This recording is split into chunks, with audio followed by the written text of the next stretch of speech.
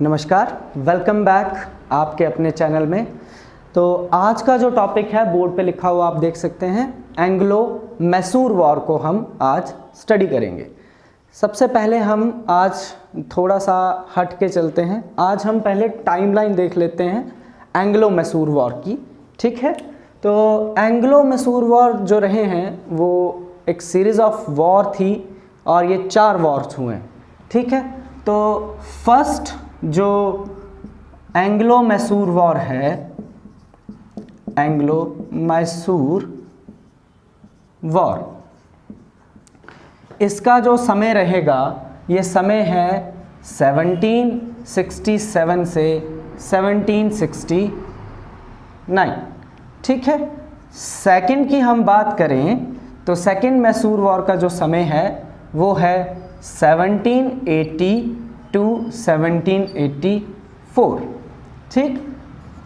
Third Anglo Mysore war का जो समय रहेगा वो रहेगा 1790 to 1792 and then fourth Anglo Mysore war, इसका जो समय है वो रहेगा 1799। ये 4 वॉर कंक्लूड होंगे और मैसूर जो डायनेस्टी रही है, मैसूर राज्य जो रहा है वो अंग्रेजी राज्य में इन वॉर्स के बाद शामिल हो जाएगा, ठीक है। तो इसका थोड़ा सा बैकग्राउंड हम स्टडी करते हैं कैसे ये चलता है। तो होता क्या है, जो मैसूर है, मैसूर इमर्ज ही जब हुआ है तो 1612 का समय है जब मैसूर जो है वो इमर्ज हुआ है, ठीक है। ध्यान से आप इस टाइम को नोट कर लेंगे कि मैसूर की इमर्जेंस जो है वो 1612 की है और उस समय जो डायनेस्टी वहाँ पे, जो वंश वहाँ पे शुरू हुआ था वो वोडियार वंश था, चिक्का कृष्ण राजा वोडियार के अंडर, ठीक। जो प्रथम थे जिन्होंने इसको शुरू किया है। इसके बाद सिनेरियो चेंज होता है धीरे धीरे। जो है हैदर अली 1761 में डी फैक्टो रूलर बन जाते हैं, राइट। कौन बनते हैं? हैदर अली।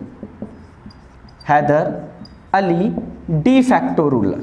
डी फैक्टो आप कह सकते हो एक वास्तविक रूलर, वैसे ये पॉलिटिकल टर्म है, राइट। तो डी फैक्टो रूलर बन जाते हैं। तो उनका बैकग्राउंड हैदर अली का हम देख लेते हैं। तो हैदर अली की जो शुरुआत है एज अ किंग वो 1761 में हुई, ठीक। और डी फैक्टो रूलर बन गए तो इन्होंने अपने वंश को जो है वो एक्सपैंड किया, यानी कि अपनी वंश की डायनेस्टी को एक्सपैंड किया एक साइड से, ठीक है। अब इनकी बढ़ती हुई जो टेरिटरी है, इसका जो भय है वो अंग्रेजों को लगने लगा, ठीक है। इसके 2 व्यू पॉइंट है, 2 एंगलों से हम इसको देखेंगे, ध्यान से देखना। सिनेरियो रहता है, मैं हल्का सा हम साउथ इंडिया की तरफ को जाते हैं तो यहाँ एवरेजली मैसूर है, ठीक है। मैप है थोड़ा ऊपर नीचे हो सकता है। तो मैसूर यहाँ पे है, ऊपर मराठा है और साथ में हैदराबाद है, ठीक है। अब देखो, एक एंगल हम ब्रिटिशर्स के व्यू पॉइंट से देखते हैं और एक मराठाओं के व्यू पॉइंट से, क्योंकि मराठा भी एक्सपेंडेड थे एंड यू नो कि 1761 तक मराठाओं की पावर काफ़ी एक्सपैंड हो गई थी, ये हमने ऑलरेडी कर लिया था। और 1761 में पानीपत का जो तीसरा युद्ध होता है जिसमें मराठा थोड़े वीक हो जाते हैं, ये आपको पता है, पिछली वीडियोज़ में आपने देखा होगा, ठीक। तो यहाँ जो बैटल हुई इससे मराठा थोड़े टूटे, ठीक है, बैटल ऑफ पानीपत।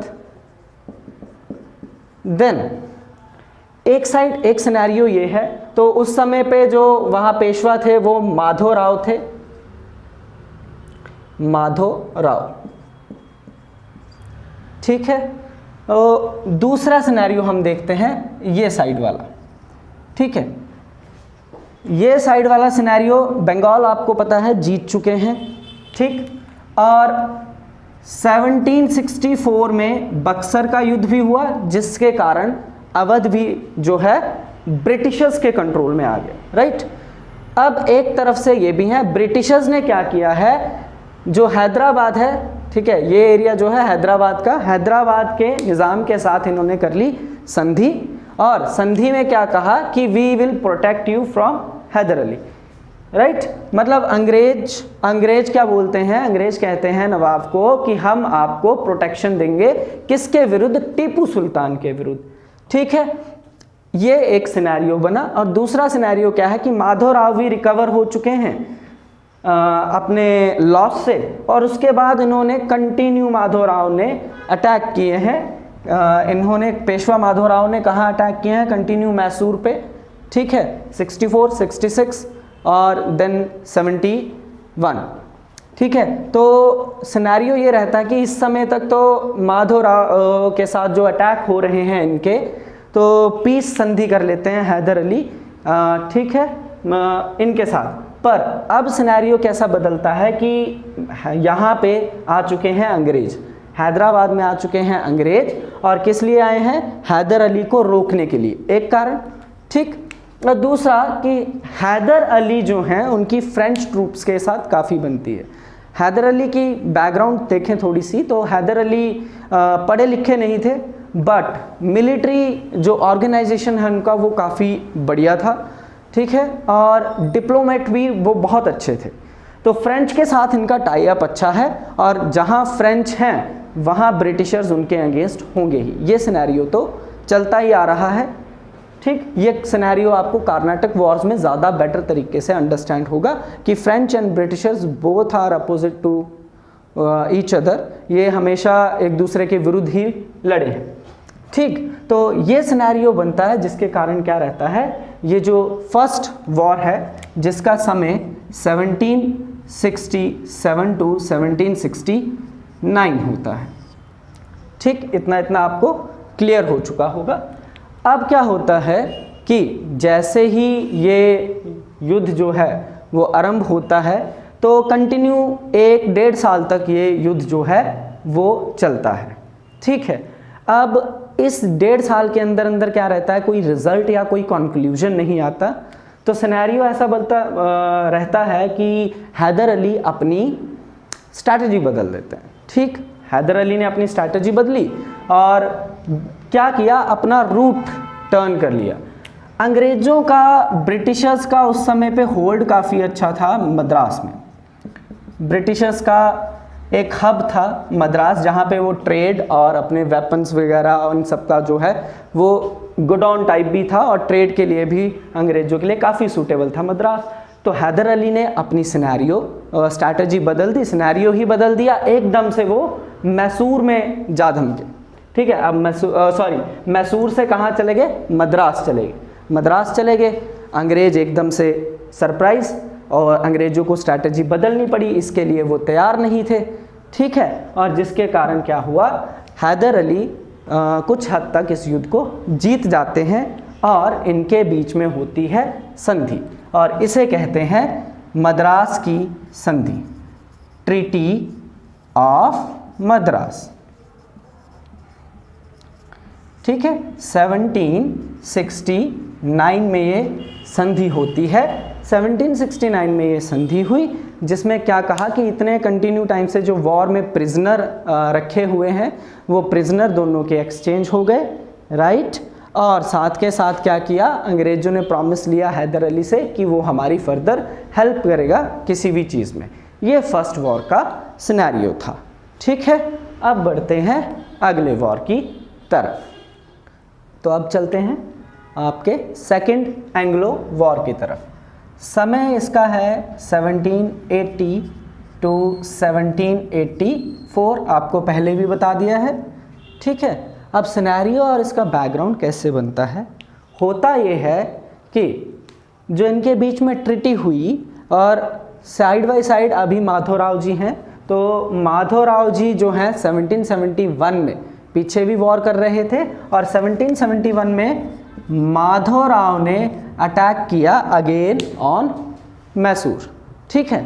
अब मैसूर पे अटैक किया, तो इससे क्या हुआ, हैदर अली ने हैदर अली को लगा कि मेरे साथ धोखा हुआ है, मेरा जो विश्वास है वो तोड़ा गया है, और जिस कारण ये सिनेरियो क्रिएट हो जाता है। ठीक है, और जिसके कारण क्या होता है, एक सिनेरियो ये भी बनता है कि अंग्रेज़ों की बजाय जो उसका ट्रस्ट है अंग्रेज़ों पे वो टूट गया, और जो ट्रस्ट है वो फ्रेंच पे और ज़्यादा बढ़ गया है। ठीक, अब फ्रेंच पे जो ट्रस्ट है और ज़्यादा इंक्रीज़ हो गया, हैदर अली की नज़दीकियाँ फ्रेंच के साथ बढ़ गई हैं, और ये बात जो है वो अंग्रेज़ों को खटकेगी।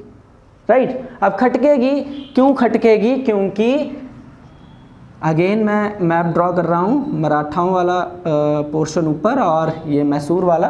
तो ठीक है, यहाँ माहे पोर्ट जो है, ठीक है, ये मालाबार कोस्ट पे माहे पोर्ट, माहे बंदरगाह से हैदर अली जो है वो बहुत सारे वेपन्स जो हैं वो इंपोर्ट कराने लगा फ्रेंच से, और ये बात तो अंग्रेज़ों को पचनी ही नहीं थी।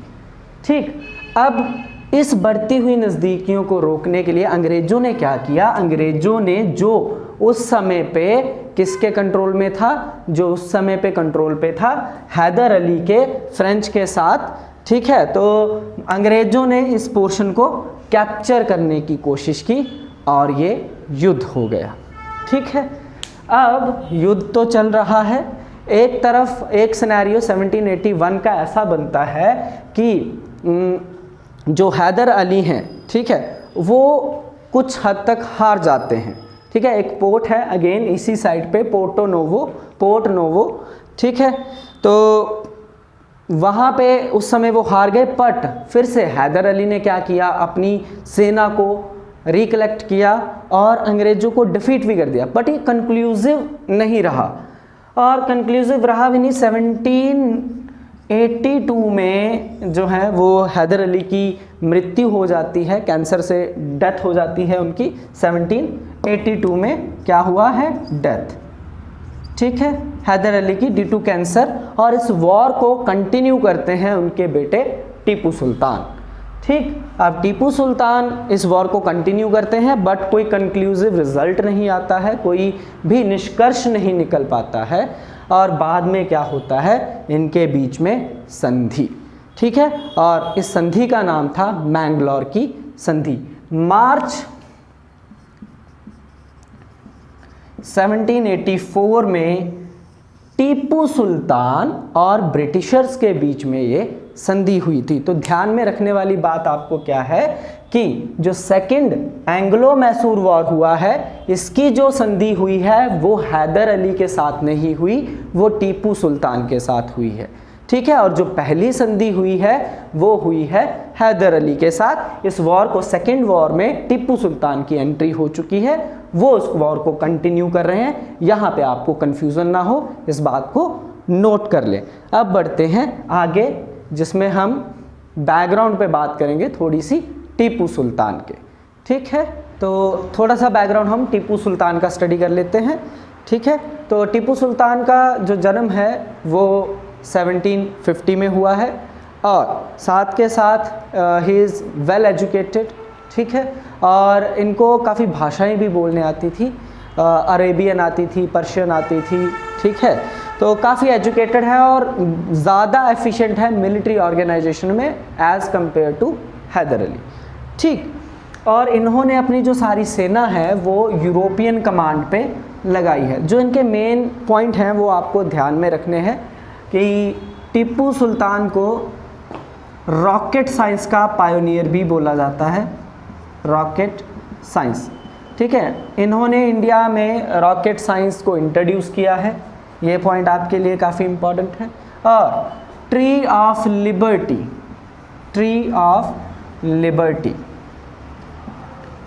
जो है वो लगाया है इन्होंने श्रिंगापट्टम। ठीक है, तो और श्रिंगापट्टम ही इनकी राजधानी भी थी। ये काम आपके काफ़ी इम्पॉर्टेंट है। साथ के साथ जैकोबियन क्लब के भी ये मेंबर थे, और जैकोबियन क्लब इन्होंने यहाँ मैसूर में भी एस्टेब्लिश किया था। ठीक है, आगे बढ़ते हैं थर्ड वॉर की तरफ। तो थर्ड वॉर का जो सिनेरियो है, टाइम है, वो आपको पता है। ठीक है, लास्ट में आपने देखा था। तो ये बैकग्राउंड ऐसा बनता है कि थर्ड वॉर जब होता है तो मैसूर के बिल्कुल नीचे एक जगह है ट्रैवनकोर, ठीक है, ये हाईलाइटेड कर देता हूँ मैं, ट्रैवनकोर जो है वो ब्रिटिश अलाई है, ठीक, और ब्रिटिश अलाई है और ये एकमात्र सोर्स है, ये जगह जो ट्रैवनकोर है ये एकमात्र जगह है जो अंग्रेज़ों के लिए पेपर का सोर्स है, PER पेपर यानी कि मिर्च का सोर्स है, यहीं से ये जो है वो लेके जाते थे यूरोप में, ठीक है। तो यहाँ पे जब टीपू सुल्तान ने अटैक किया है तो ब्रिटिश जो हैं वो इसके अगेंस्ट हो जाते हैं और ब्रिटिशर्स जो हैं वो क्या कर देते हैं, अटैक कर देते हैं मैसूर पे। अब इस युद्ध में जब वॉर हुआ है ये थर्ड, ठीक है, 1792 तो जितना भी इन्होंने अपनी टेरिटरी जो है वो जोड़ी है, सब किया है, वो सारी की सारी ब्रिटिश झोली में चली जाती है। इसके साथ साथ ही इनको 3 करोड़ का जुर्माना भी भरना पड़ता है और ये युद्ध जो है वो ख़त्म होता है ट्रीटी के साथ, ऑब्वियसली एक संधि के साथ जिसको बोला गया ट्रीटी ऑफ सेरिंगापट्टम, ठीक है। तो ये आपका थर्ड मैसूर एंग्लो वॉर था, ठीक है। तो अब आते हैं आखिरी एंग्लो मैसूर वॉर पे। समय आपको पता है, इसका समय आपके पास है 1799 का, ठीक है, और ये वॉर 1799 में ही कंक्लूड हो जाता है। वॉर का कारण कुछ नहीं है कि टीपू सुल्तान और ब्रिटिशर्स दोनों ही इस होड़ में हैं कि जो उन्होंने अपनी टेरिटरी को लूज़ किया है, दोनों ही चाहते हैं कि वो अपनी टेरिटरी को कैप्चर करें, अपना स्ट्रॉन्ग होल्ड बनाना चाहते हैं, जिस कारण ये युद्ध हुआ। और साथ ही जो लॉर्ड वेज़ले हैं वो चले जाते हैं और लॉर्ड वेज़ले ने शुरू की थी सब्सिडरी अलायंस। तो नेक्स्ट जो आते हैं वो सर जॉन्स थे, तो उन्होंने John sure, right, John sure रहे। तो उन्होंने क्या किया है कि उन्होंने फोर्स किया है टीपू सुल्तान को कि वो सब्सिडरी अलायंस के थ्रू जो हैं वो अंदर ब्रिटिश साम्राज्य के अंदर आ जाएं, पर टीपू सुल्तान नहीं मानते हैं और ये युद्ध हो जाता है। अप्रैल 1799 में ये स्टार्ट होता है, अप्रैल में, और मई में कंक्लूड भी हो जाता है, ठीक है, 1799 में ही। और रिज़ल्ट ये रहता है कि सेरिंगापट्टनम जो है वो टोटली फॉल डाउन हो जाता है उसका, और जो मैसूर साम्राज्य है वो अंग्रेज़ों की झोली में आ जाता है, ठीक है। होप ये आपका पूरा एंग्लो मैसूर वॉर का सारा सिनेरियो था, आपको ये अच्छे से समझ आया होगा। वीडियो पसंद आए तो आगे ज़रूर भेजा करें, आगे ज़रूर सपोर्ट करें, और जो भी आपको कंटेंट चाहिए किसी भी टॉपिक के बारे में तो आप मेरे को आप मैसेज कर सकते हैं, ठीक है, व्हाट्सएप नंबर और ये आपके पास शेयर किया गया है। अगर आपको इनके PDF नोट्स चाहिए तो आप हमें टेलीग्राम पे फॉलो कर सकते हैं, टेलीग्राम पे PDF नोट्स जो हैं वो आपको अवेलेबल हो जाएंगे। थैंक यू, नमस्कार।